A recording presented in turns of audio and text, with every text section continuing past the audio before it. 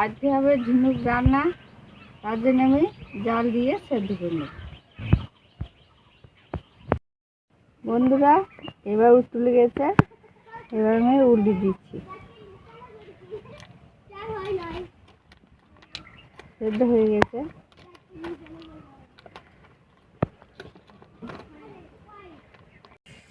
ঝিনুকগুলো এবার সেদ্ধ হয়ে গেছে, এক এক করে সব মুখগুলো ফেটে গেছে।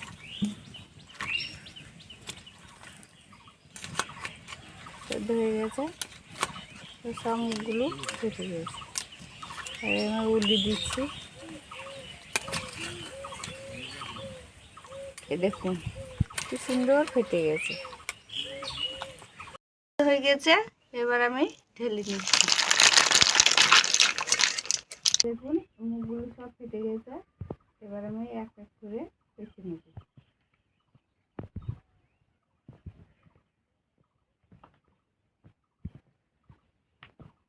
এটা ছাড়াতে হয়, এটা খাওয়া হয় না।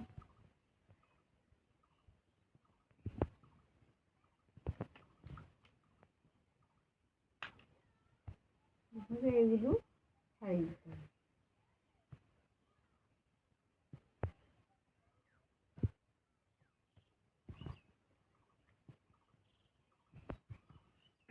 সেদ্ধ হয়ে গেছে না?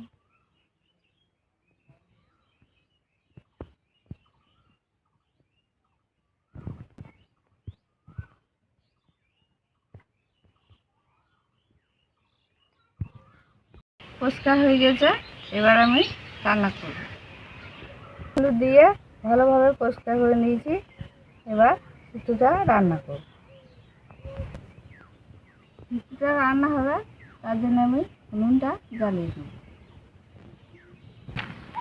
উনুনটা জ্বলে উঠেছে, এবার আমি কড়াইটা বসিয়ে দেব। শুক্তোটা ভাপিয়ে নিতে হবে, তার জন্য একটু জল ঢেলে দিচ্ছি। এবার কড়াইয়ের মধ্যে দিয়ে দিচ্ছি।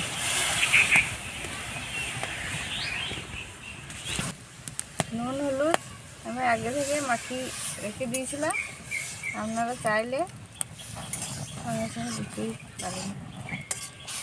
সেদ্ধ হয়ে গেছে, এবার আমি ধুয়ে নেবো পরিষ্কার করে, দিয়ে রান্না করব। কড়াই গরম হয়ে গেছে, এবার তেলটা দিয়ে দিচ্ছি। ধুয়ে রাখা শুক্তোগুলো এবার তেলে ভেজে নেবো।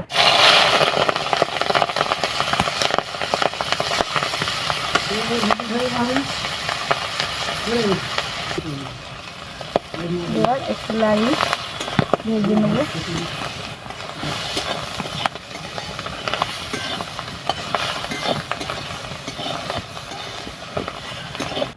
ভাজা হয়ে গেছে শুক্তোগুলো, এবার আমি নামিয়ে দেবো।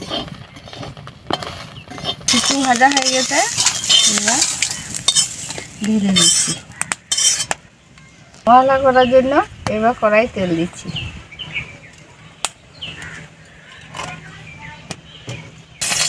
আদা বাটা, রসুন বাটা, পেঁয়াজ কুচি,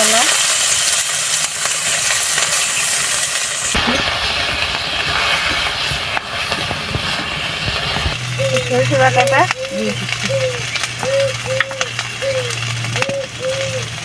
এবার ঝাল বাটা, এবার এক চামচা হলুদ, চামচা নুন,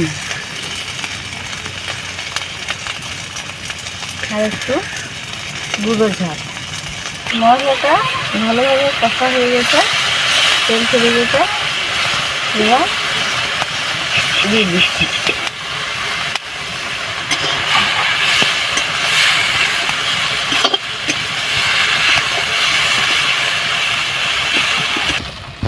এইভাবে কষে নিতে হবে, তারপরে জিনিসটা খেতে ভালো লাগবে। এভাবে আপনারা বানাবেন, দেখবেন ভালো লাগবে।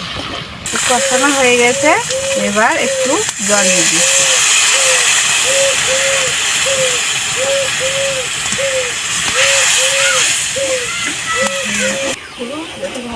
সেদ্ধ হয়ে গেছে কিনা।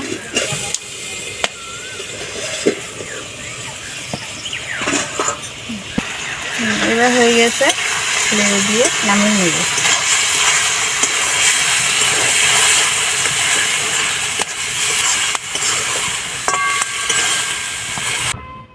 হয়ে গেছে, এবার নামিয়ে নেব। ঝিনুক রান্না এবার তুলে নিচ্ছি।